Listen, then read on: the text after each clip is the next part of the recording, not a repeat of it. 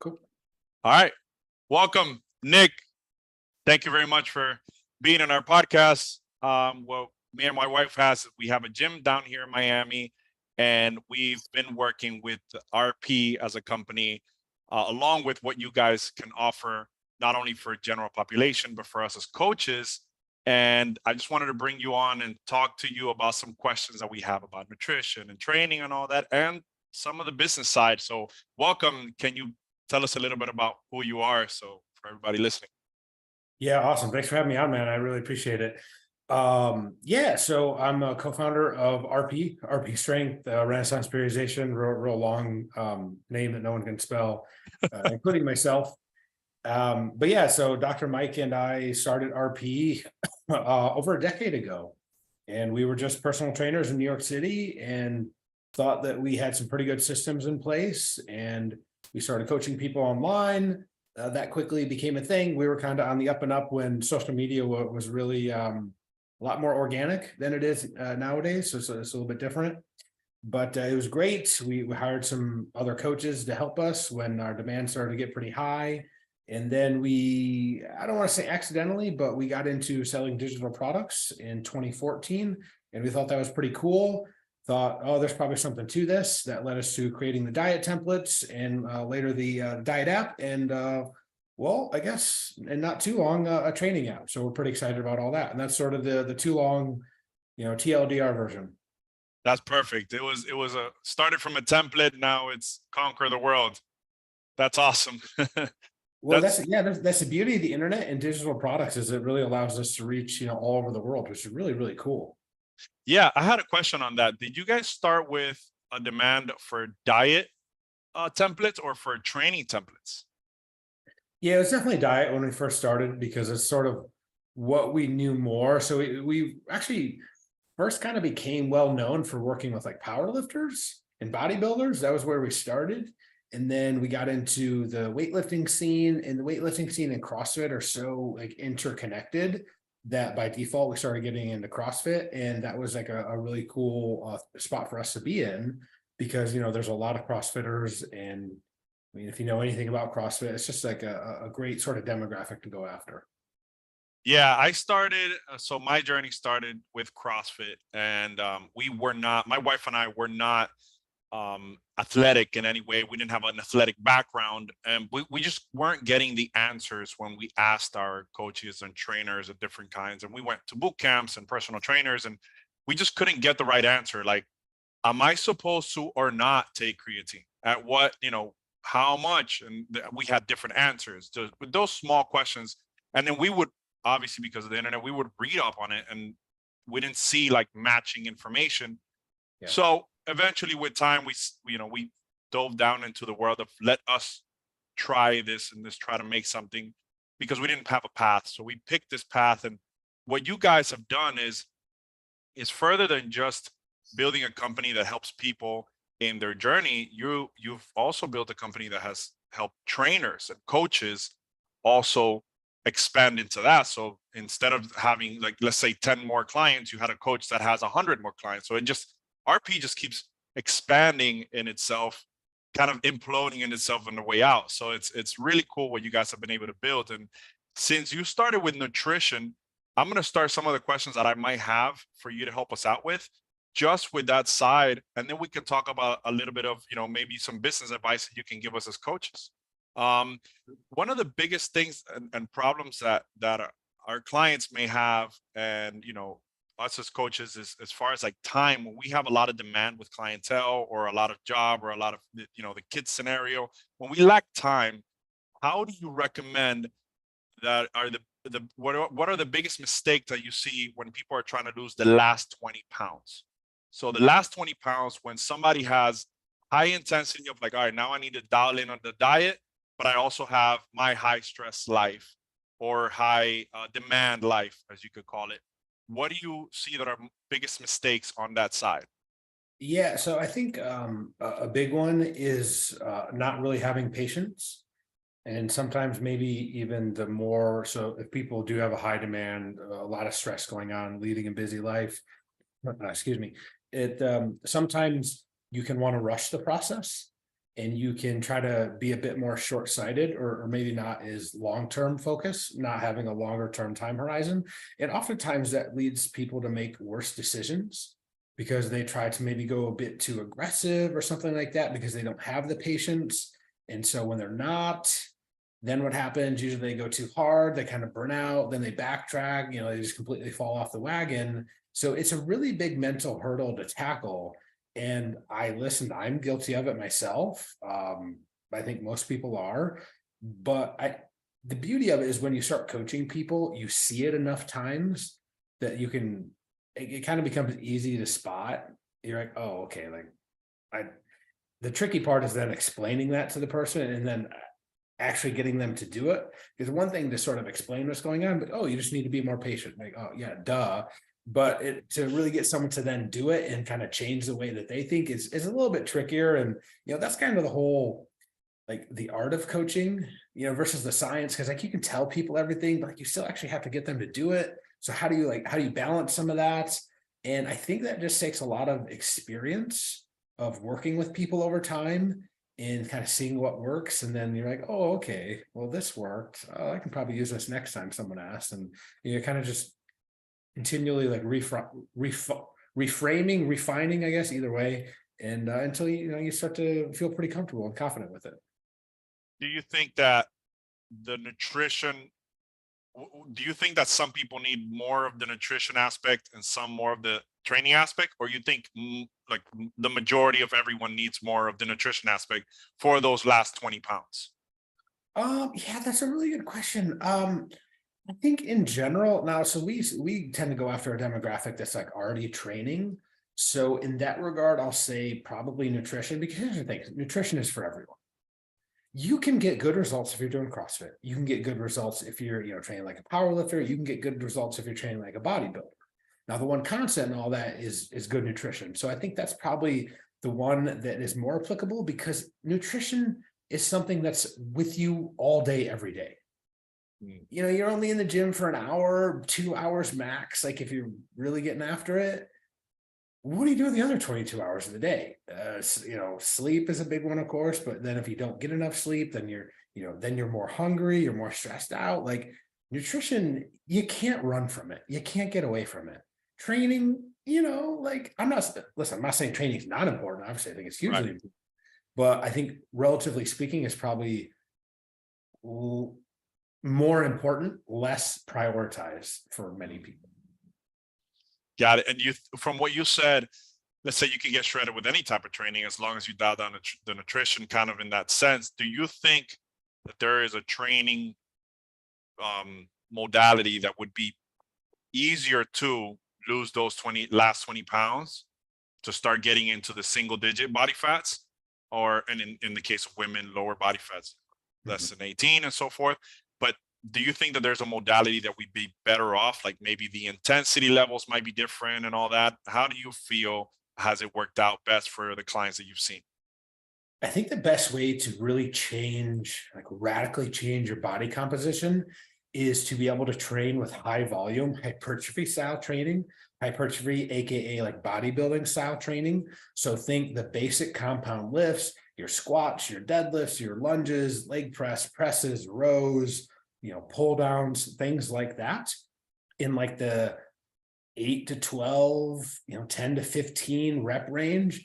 And you just do enough sets of those, working big muscle groups. So you're burning lots of calories per exercise. So from a time standpoint, if people have less time to spend in the gym because, people are busy, that's the best way to burn as many calories. Not only that, it's like a huge, quote unquote burden here on your metabolism. So like as the muscle breaks down and as it repairs, you're still burning calories afterwise, or, after that. So that to me seems like the no-brainer. Now here's the downside. Sometimes that's a little boring.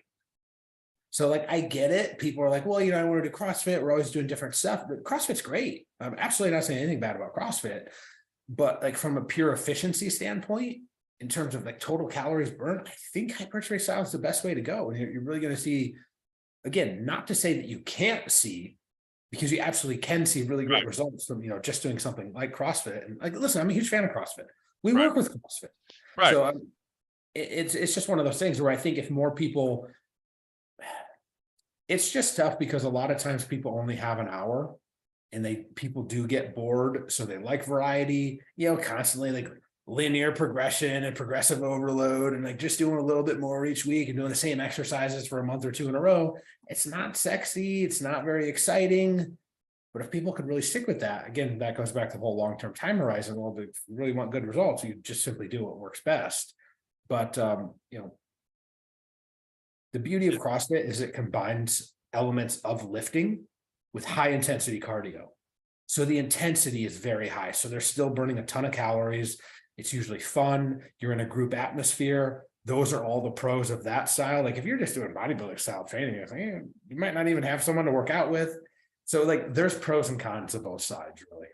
Yeah, we recently had, so right after my wife got certified with RP, we had an Olympic track athlete, a sprinter. She, tried our nutrition program for fat loss specifically, but she couldn't necessarily drop her training intensity because she had to compete. So what happens is, what my wife did is give her some very, basic RP style, like, listen, we need to maintain these things, we need to lower these things, and we need to keep the intensity of the workouts at a level that you can manage, because if we intensify the training too much, we may pass that recoverable volume in training, and then that stresses you out so much that the diet might not be as sustainable. Mhm. So is that something that you're saying, maybe the modality intensity could be balanced out? Like, let's say somebody happens to do CrossFit and wants to do CrossFit as a modality, just if they're going into that last 20 pounds of fat loss, maybe not try to be PRing as much, or maybe not trying to beat everyone in the gym for those 4 weeks or anything like that. Yeah, I think that's totally fair and reasonable to say. I think people just have to remember that our bodies are sort of finite in terms of capabilities. We can't just do everything all at once. Mm. So you can't, train for a marathon and train for like a 1RM and like do all these things. Like there has to be some element of trade-off. So to me, it's like, all right, if I'm in like the last phase of a diet, and my main goal, my main priority is I want to lose X number of pounds. I want to, look really lean. I'm okay with sacrificing some short-term trade-offs of performance in the gym. And my focus is now more on just get in the total volume that I need. One, it burns a ton of calories. It's going to help you retain muscle. Like those are more of the priorities than, hey, I need to hit a PR, because save that stuff for like maintenance when you're eating a little bit more. You shouldn't be dieting. Heck yeah, you should be getting after it really hard in the gym, trying to set PRs. Like that's the perfect time for things like that, not necessarily in the later stages of a diet. That's awesome. That makes it very clear, because it helps people that are doing, any modality, like to say, better off lower the high intensity and then focus on the last 20 pounds, stress out. As far as people stressing out on the diet and the caloric deficit, kind of slow everything down and pause the other stressors and then focus on that. And then let's say when the maintenance phase comes in, then yeah, let's go ahead and go higher. When you guys introduced the maintenance phase into the world, I guess the first time I saw RP years ago, this was the first time that I had ever heard about, hey, we're going to take a maintenance phase. Can you explain a little bit of where you guys started with that? Was that something that the strength and conditioning world had before that you guys saw, but you didn't see out in public? Or was it something that you guys came up with? How did you see that? Yeah, how did we come up with that? I guess I don't remember like exactly this period where we're like, oh, a maintenance phase. I remember when I used to coach a lot of people and I would get someone that would sign up for like 6 months. What I would do is run them through like a 3-month fat loss diet. I would then sort of maintain them for a month. And that to me was like a bare minimum.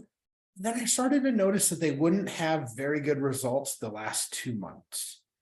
And after a while, you see that with like one person, you're like, oh, okay, that's interesting. You see it with a couple, you're like, I wonder what's going on here. Then you see, again, it goes back to experience. You see it with enough people and you start to think, well, there's gotta be something going on here. And so like I was like, well, what if instead of 1 month, maybe we just started doing like 2 months?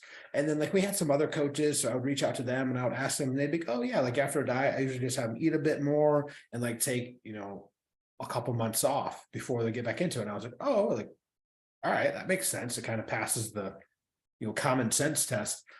But again, it goes back to it's easy to explain to someone, and it kind of makes sense when you're like, well, you can't just keep lowering your calories forever, right? Because then you're literally eating nothing at some point. So like you know that you have to start to eat just a little bit more, right? And they're like, okay, yeah, that makes sense.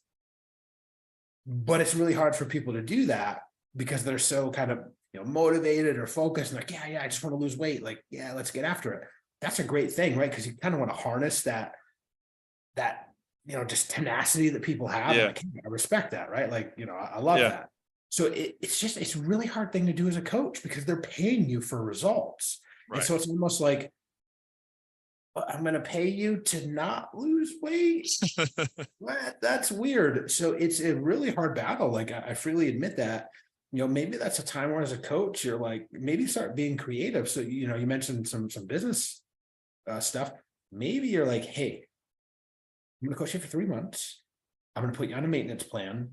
Like instead of you paying me, X amount per month, how about I set you up with a maintenance plan and it just costs, like one-time fee of X. Run this for a couple months, come back to me, then we can start up again. Because like if you're a good coach, like you just don't want to take people's money because you kind of like feel bad about it. Right. I want to give them something. Now, some people are totally cool to like pay through maintenance and they're like, hey, I need that accountability. Like, let's just keep going. Awesome if that's the case. But like, if not, at the end of the day, I think we're really just trying to help people. So like maybe that's just an opportunity to like put your coaching on maintenance too while they're on maintenance. Let them do that for a couple months and then they come back. One, you almost probably build up more trust and credibility because you're not like trying to convince them to keep paying you money. You're like, or like honestly, like maybe even do it for free. Like you can probably argue both ways. But I think Right. something like that would just convince the client more that like you actually care about their best interest, which is probably better in the long run. Right. And to be fair, that maintenance phase is a little weird to the coach side.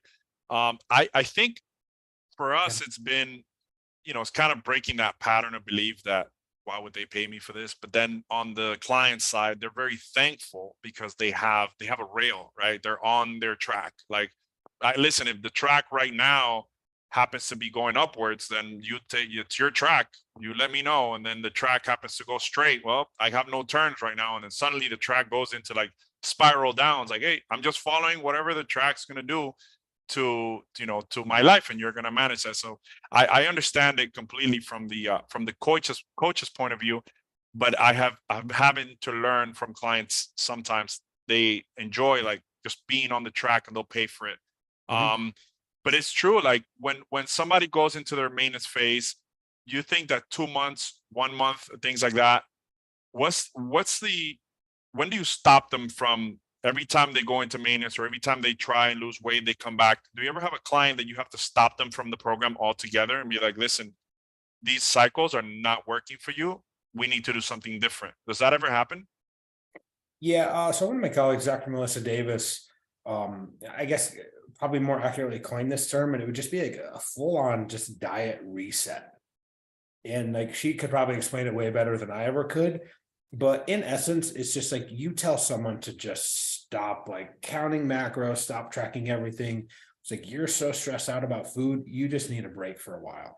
That's not maintenance because maintenance is like you're still kind of tracking things. It's more like an 80-20, just more flexibility. You have some fun foods, go out to eat with friends, fairly often, just living a more normal lifestyle while making sure your weight doesn't blow back up. But like a diet reset is like, you almost really don't even like weigh yourself. You just take a while off. Maybe that's a few months, whatever it is. Probably just the point where the client is almost like kind of looking forward to getting back to it. Now, this is not the exact same, but the whole idea of periodization in nutrition is I literally just started like basically a 16-week diet into like a bodybuilding show. I started yesterday. We're following that on IG. We see you. Oh, cool. Yeah. Yeah. It's it's day 2, so like I feel Yeah. great. No worries. But I'm at kind of the point where like before that, just was like, I wasn't eating a whole lot of veggies. I was just kind of like overeating. I mean, over the idea of eating, not overeating. I don't know. Maybe that's actually a better way to You were describe it. done with the idea of eating, and Yes, I yeah. was done with the idea, and like I kind of needed tastier foods to like even want me to like, instead of like having a normal meal, I just like go grab a Quest bar or something like that because I'm like, more food, whatever. And so it's like you almost look forward to it. And I was like actually kind of excited to start. I don't have to like, feel, but then it's a little bit interesting now because then you're just like eating a ton of clean foods. And like, yeah, like yesterday, I was like, oh, this is day one, but I kind of had to not force feed myself, but like I could have not eaten for an hour and been totally fine and I wasn't really hungry. So it's just weird. And I think it's like when you're at the tail end of a diet, you really look forward to the idea of eating more food. And that's, obviously good and bad. And you want Right. to not go too far in one direction. But then the opposite works too, where sometimes when you're trying to gain weight, you just have to eat so much. You're like, "Ah, I kind of just want to, I'd rather just be eating a little bit less." So, man, I kind of got off track there, but it's just very recent in my mind. No, As to, but it sometimes it doesn't. These cycles don't work, and you get burnt out mentally. That's yes, yes. that's I essentially we've had clients that we've recommended, we've gone through the apps, we've gone through the training, we've gone through the nutrition. They cycle in and out, and it never comes back to where they actually make a change. But the biggest change that we've seen is we've changed training styles and given our clients in the gym more options of different training styles. And that has been really cool because taking them away from the dieting and just kind of shutting them off and telling them, listen, no more diets, no more weight loss right now, but we're going to change your modality. So that's why the question came up earlier, because it was like, you're going to stop doing the high intensity stuff. You're going to just start bodybuilding or hypertrophy style training, and you're just going to take it easy. Matter of fact, I don't even want you to do cardio right now. On Wednesdays and weekends, I want you to stop and just walk. But my doctor says I have hypertension and I need to do cardio. It's like, I get it. I understand. And Walking's I'm not great gonna, cardio, by the way. Big walking's great cardio, man. It's a super stress reliever. Put on a podcast, do something fun, go walk your dog. Like, dude, that, yeah. I get it. It's a mentality of just people wanting to go really hard. But yeah, sometimes that's an interesting one where the hardest part is kind of getting people to ease back. Yeah. Because I would say on average, curious to your take on this, usually it's more of kind of having to motivate people to get going. Would you you think that's the case? Yeah. I mean, motivating them to keep going, but then they have to have some type of community. That's how I've seen the biggest results are. So the more that our people have a training partner, the bigger the results. The Mhm. more that people don't have a training partner, somehow it just it's a lower percentage of them that actually get the success. There's a very small percentage of people that can do it on their own. So we've kind of gotten this idea of like, we think the social environment is a piece that needs to be thrown in there somewhere. And we tried a training app one time that had you go through your training, and everybody online was going through their training, and they would log in their weights and everything that they did for a workout. And they would have a leaderboard, kind of like in CrossFit style. And the leaderboard, when we went away from that and we got back into the gym after COVID, everybody kept asking for the leaderboard. It automatically was a piece that everybody's like, no, I want to know what that person did. And not because it's a bad thing, it's because I miss my friend, kind of thing. And it was huge to me to see that. And when I tell these people, hey, do the training, do the nutrition, do the thing, but also I've been trying to add that piece of getting them going. But here, get going with this guy right here. Get going with this girl right here. Do the same thing she's doing. Sit down on this bench while he finishes this thing, and do that right after them. And then they start building kind of that relationship. And that has been huge for us. Now, do you have stories like that of people that have been an RP and following the diets and I guess never getting a result, but always being there? Does that happen? Yeah, I mean, definitely sometimes. I was just gonna say, like, on the community aspect, that's kind of why we created the Facebook group, like way Mm, back in the day, like way back in the day. And it like someone told me to create a Facebook group. Again, this is like in the earlier days of Facebook, when Facebook, like people liked Facebook. Now no one likes Facebook. No. Um, but I was like, really? Like, you think people are interested in that? And I remember creating the group, and like instantly hundreds of people joined the very first night. And I was like, oh, all right, this is really interesting. But you're right, it's the community aspect. And so with what we do, we're not necessarily in person. So giving people a common space to share struggles and wins and tips and tricks and recipes and all that is a really unifying thing, because I think at the end of the day, so you take any one person, now remember they're doing this online, so hopefully they're a little bit of a self-starter, but if you don't have support in person, like spouse, friend, someone at the gym, it is really hard to go it alone. So you need that support, like you said. So it's great, you know, when you guys are doing this stuff in person, especially, that's man, that's awesome. That's great. Yeah, I mean, kind of switching the gears into that, like doing it as a business. Now that you guys have a community and going into having to sustain the business aspect of it, how do you handle as a CEO having to take care and nurture that community? Do you think that it is just as important as having employees being able to be talking to your communities is also important for having the members talk in the community? Like, how do you play that side of being able to keep a community together? Or is that something that RP has done naturally, that organically it's been growing in itself? I remember early on, so anytime you have big groups of people together, the it's really hard not to have like just bickering back and forth. Because anytime you get large groups of people together, there's always going to be people with differing opinions, right? When it comes to, you know, all sorts of stuff. So that was a really big hurdle early on. And like people would start their own kind of groups as like little spin-off ones. I mean, I think I'm a member of like 10 different RP groups that are not really official RP groups. It's like that was a thing. I will say that I just, you know, maybe it's just Facebook is a less active place nowadays, but by and large, the group's just super positive now. Like, I honestly don't see any real negative feedback at all. Like, maybe once a month, like, so a comment will get blocked or banned or something like that. Sometimes Facebook has these algorithms in place, anyways, where someone will post something and it's just like immediately deleted, like we don't even see it. Again, that's pretty rare.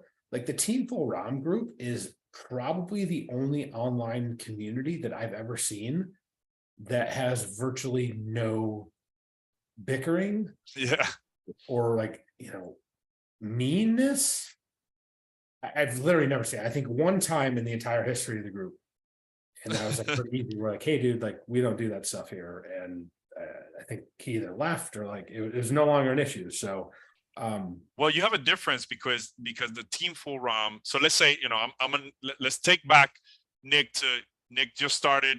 He's 21. He's a trainer in New York, right? And you're gonna start. Let's say you have two options of creating a community. RP page is free, right, to get in Facebook, but the Team Full ROM is a paid community, correct? So you might have a difference in clientele. What would you do if you were, with the knowledge you have now, you're a trainer that just started, or let's say, for example, you know, you have a gym, you have a location, we sublease in someone else's location.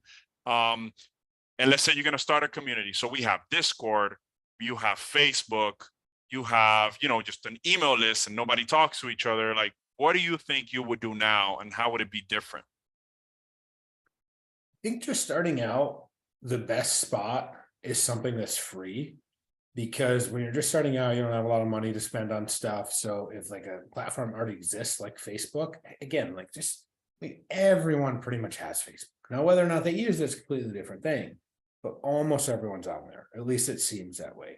So that seems like an easy one. I'm not super familiar with Discord. If that's free, awesome. I think that's a great thing too. I'm not sure, is it paid? Is it free, or how does that work? It's half and half. So it's a hybrid. It's free, but then you won't be able to upload videos or things like that unless it's like boosted, and then you got to pay for boosting and things like that. So it's a great place to segment conversations. It's just, you know, it's got that nobody's using it. Not a lot of people are using it from the fitness world. So you got to maybe go through teaching people how to use it. And then it's like, well, you got to pay a little bit. So you're right. Facebook might be the easy option, but like you said earlier, let's say as a new trainer, I'm like, I don't know if I don't use Facebook. I have one, but I don't use it. How would my coaches or I get into, doing that? But how did you guys do it? I know, did you guys have or were active on Facebook before, or did you have to put that as part of your business model? Like, listen, we got to be engaging. Again, this goes back in time. Facebook was the spot to be back then. Mm, Like even before Instagram became a thing, because most people would see your stuff when you posted it on Facebook. Like nowadays, everything's throttled, like no one sees it. But I mean, back in the day, Mike could make a post and like, dude, like thousands of people would like, you get hundreds of shares to be seen by like, tens of, if not hundreds of thousands of people. Like that would just never happen today, more or less. So it just was a really easy way for us to like share client success stories. And then, you can tag people and, you tag someone with like, their couple hundred friends see, and they're like, oh, wow, like, damn, look at Dave now, like he's jacked. And so like, people would naturally reach out and start asking him questions. So it grew very organically. And then again, people basically just demanded there, like, hey, like, why don't you create a group for RP people? And I was like, I don't think that's going to be a thing. Like, who would want to do that? And I mean, obviously, what do I know, right? Because then it became really popular. The tricky part is at some point, I think you reach a large enough number where, some people just kind of just don't want to be a part of it anymore, or just kind of stop interacting. So that's, there's probably a sweet spot in there somewhere. But yeah, you're right. Like the Team for Rom group, I guess I forgot about that. It is a paid group, so you can literally only get in if you pay. That being said, most of the people in the RP group have also paid, like, bought something like app, ebook, template, something to be in it. So you would kind of think the same, but the Team for Rom group is also just, I think, people that are more serious in the fitness anyways, which are like the best people to chat with, in my opinion, because like they're there for a reason. Like they want to learn. right. The other group, they still want to learn, but it's a little bit different. It's mostly like just for themselves, but there's like a lot of coaches in Team 4 It's just a different vibe. And I just can't quite put my finger on what that big difference is, but like those are just probably where I'd start with speculating. Yeah. Now, okay, so let's say as a business structure, you went from templates to being able to build a community, and now it's basically SaaS business, right? It's a software company. Are you guys considered a software company or a diet company that happens to have a software? Probably argue both. Okay. Being a software company is really hard. It's really tough. It comes with tons and tons of trade-offs and complications. Everything takes a really long time. And I think in fitness, there's something to be said about like a pricing model where people get to experiment with stuff first. And I don't know if that's the right approach. Because like in fitness, people get really motivated to start, and you kind of got to capitalize on that. If you don't, and you give people a way out, they're probably going to take it. And that's, not to say anything bad about any one particular person in general. It's more of just a generalization of like, if there's an easy way out, people are going to take it. And so I think there's something to be said where like, you kind of have to buy in. And again, maybe as I'm saying that, I'm like, well, that's the reason Team 4 is more, it's just higher quality people, because they have to buy in. There's no dipping your toe in the water and I don't know if I want this or not. It's like, no, if you're serious, come in. Like we basically guarantee it, because look at all the results we have. Like, Right. You can't second guess RP and what we've done. Like we literally have, tens of thousands of transformations. So it's like, if you give people that out, they're probably going to take it. And so it's really hard. And like, that's because most software is free trial based. And so it's like, maybe if you change that and have people do that, and we're kind of starting to think about experimenting with that. But yeah, like, we're a fitness company first and foremost. That's what we do. It's all we're about. And, we happen to sell some software stuff, but, we still do a lot of coaching and whatnot. That's not necessarily software based. Maybe in time it will be, but yeah, we're a fitness company first and foremost. Yeah, and then I don't see a lot of ads, a lot of marketing out, like a lot of paid advertising, but I do get to see a lot of organic advertising and a lot of making sure that the communities are engaging. And I think that it's part of what you're saying. It's like you're sticking true to the fitness and nutrition world and giving us the science. So us as coaches, we appreciate that because we can always guide our people and our clientele. Like, listen, I don't have a lot of content created right now for you, and I might not have a lot of time, but I can also give you here. Listen to RP. They have a great podcast. They have great videos on YouTube. So you guys are building essentially not just a community, but I think about it like as a city, right? Like, we might be a shop in the city, but there's like a mayor and there's roads and there's things that we can use. And hey, if you go over there and that mechanic over there can explain to you a lot of what's happening here, and that guy over there can explain to you a lot of, and what you guys are building is essentially that, because now you have the training app coming out, as much as you have the nutrition app, which is amazing, and the upgrade that you guys did and the updates that you guys did recently was great. And we guide a lot of the clientele with what you guys made, and adding the certification program gives us more of that confidence of like, all right, we're up to date in this nutrition thing. We don't have to Google and chat GPT what's happening with nutrition. We can like understand from where these thousands of results that you guys have, we can understand this is it, and we can be confident of that, and we transfer that confidence to the clients. That just makes it 1,000% better. Now it's training. So do you guys think that Nick, do you see yourself as or the company going towards the training side will also have a certification program and all that stuff? How do you see that side? Maybe more long term, but I guess so. Here's a big thing that I've learned: you start getting too spread out and trying to do too many things at once. What happens is you start to do several things marginally well instead of doing like one or two main things really, really well. So I think that's probably a big lesson learned. And so we're trying to stay a little bit more focused, like really kind of put our all into the training app release coming out here probably in, May-ish, something like that, May, June, let's call it. And, the ability to focus is something that a lot of people lack, including myself. Like, I find myself constantly, phones dinging, emails, Slack, yada, yada, yada, kids, Podcasts. dog. Podcasts are fun. I like doing podcasts. It's fun to chat about all this stuff. Yeah. But just the ability to sit down and really focus is something I'm trying to prioritize a little bit more, just as like a more overall strategic thing, because it's so easy to get pulled in so many different directions. So, training app is coming soon. Training cert is definitely something that would be cool. Just probably a little bit later on down the line. Yeah. Okay. That's great, because it's just those kind of like, yeah, don't spread yourself out too much, but there's strength in those pieces that you guys are putting together. Now, on the side that you're talking about spreading yourself too thin, there's a lot of coaches that also listen to this podcast, and I wanted to know your take on how do you handle your time. So right now, for example, we have about 60 to 70 clients plus some online at the gym. So that's a lot of training per day, a lot of being out there. Do you hire first people that can help you administrate your business? Or do you hire first people that can do the job for you and then coach them on that skill? What was the hurdle that you had to go through as a CEO to make sure that you can manage your time better and give still good service to your needs? I would say maybe really kind of sit down and honestly assess yourself and be like, what am I like really good at?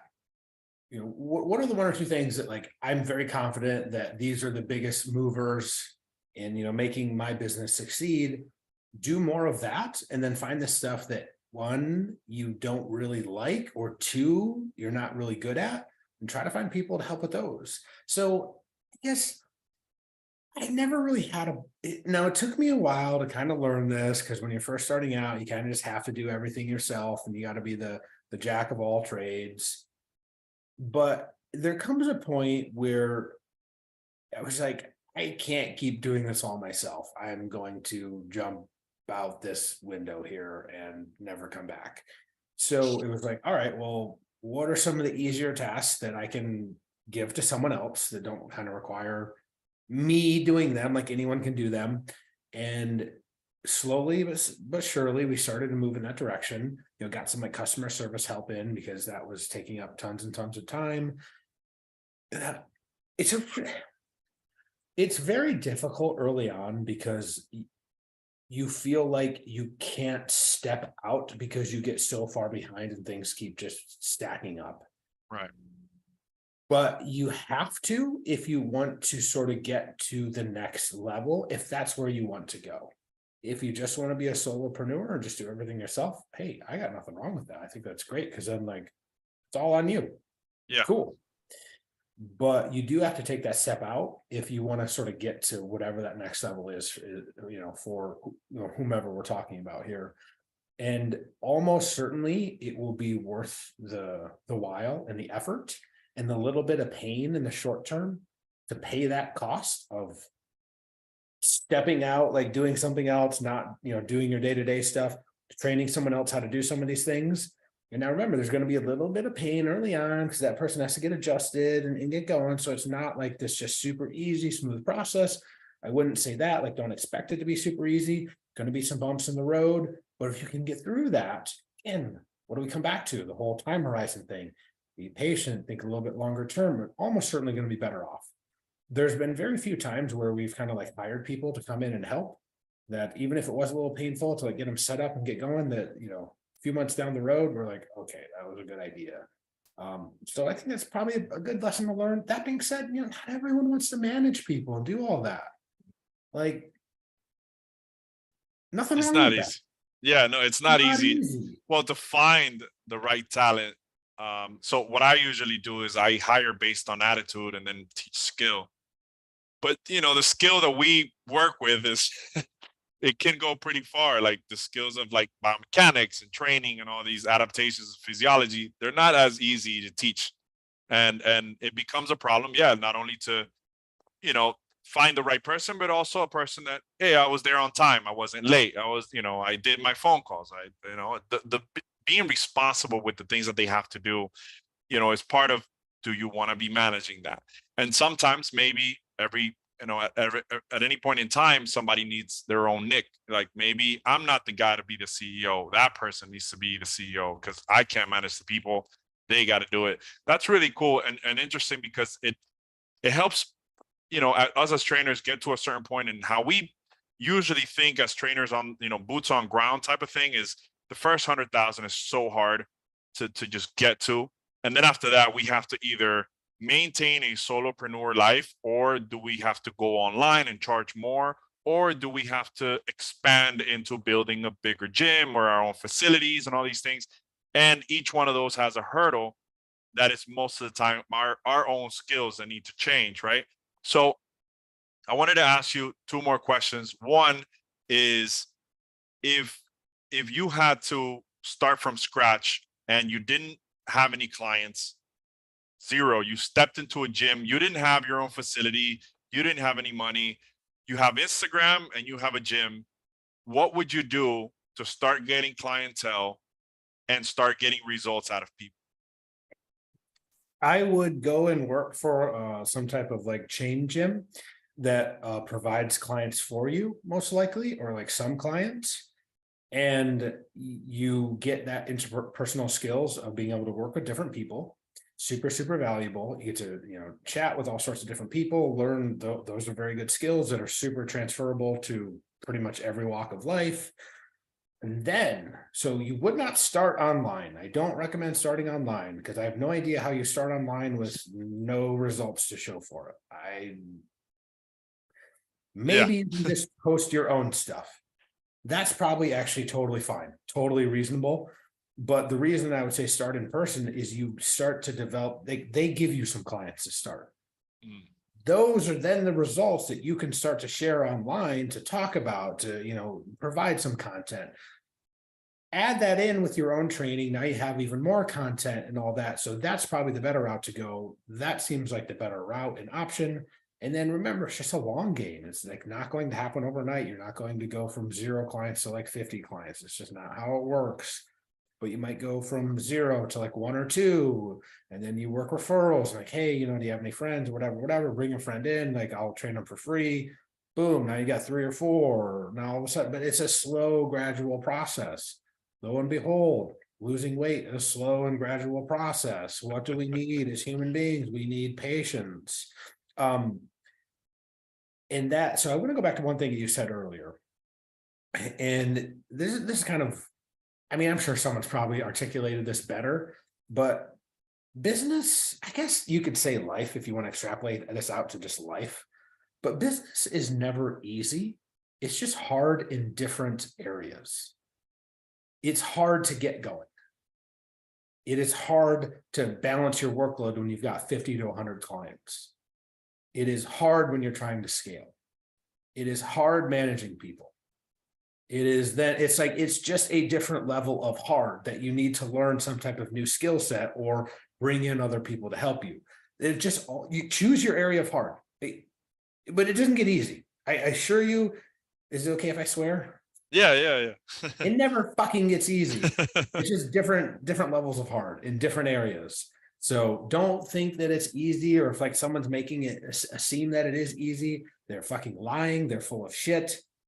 Just different areas of hard. The same thing in life, right?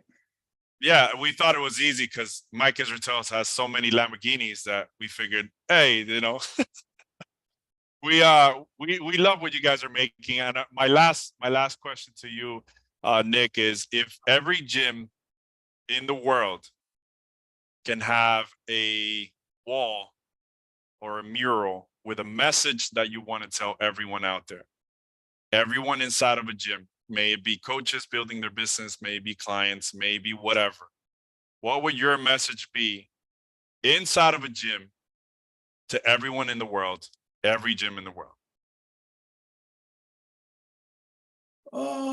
Be Not that patient. Be okay, patient. Keep working hard. nice. I think that's one of the biggest things that I've learned from you guys is take your time. And from what you said is it's hard, and it probably we have to be okay with it being hard. So thank you for that. Patience is definitely going to be the thing to write down. Right. Like, have you ever seen the memes where it's like, being married's hard. Well, getting divorced is hard. Having kids is hard. I don't know, like not having a partner is, I guess, hard. Everything's hard. It's Yeah, just, you kind of just pick what kind of hard you're okay with. Like, that's nothing's awesome. easy. I mean, nothing's easy. Again, like, you don't have to be an entrepreneur. Yeah. Shit's hard. Like, go get a normal job. Like, let someone else stress about all that shit. You just show up and do your job and you go home and do whatever you Yep. want. There's nothing wrong with that. In fact, that's what most people do. Like, the grass is always greener. Sometimes I envy those people. Like, fuck do I know about like not having stuff on my mind? I don't know. Like, I have no idea what that's like. I don't remember what that's like for like over a decade now. So My wife tells me, "Can't you relax when you're on vacation?" I'm like, I hate relaxing when I'm on vacation. I can't relax when I'm on vacation. Not so because I'm stressed, but because in my mind it's going like, I could be making this thing. yeah, I yeah. could be writing this Well, thing out. so I tell you what, man, just like straight up real talk, not everyone's meant to be successful. Like, some people just don't want it. They don't even care about it. Like, it takes a certain type of person to want to take on that stress and burden and responsibility. But, my man, Ben Parker, with great power comes great responsibility. Yeah. Amen. That's perfect. Well, Nick, I don't want to take too much more of your time. I want to thank you for being with us today. Um, can you please tell everybody where they can find more information about RP, or they should sign up for the app that's coming up? Anything you want to tell everybody? Yeah, I would say, so my page, Instagram at nick.shaw.rp.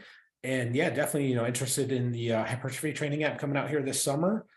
Sign up for the list. You'll get some like really cool freebies. You'll get like the best pricing when it comes out, and probably some other cool stuff in there. So sign up, check that out, and check out RP Strength, just at RP Strength on Instagram. It's probably a really good spot. Some like some funny stuff, some motivation, some educational stuff.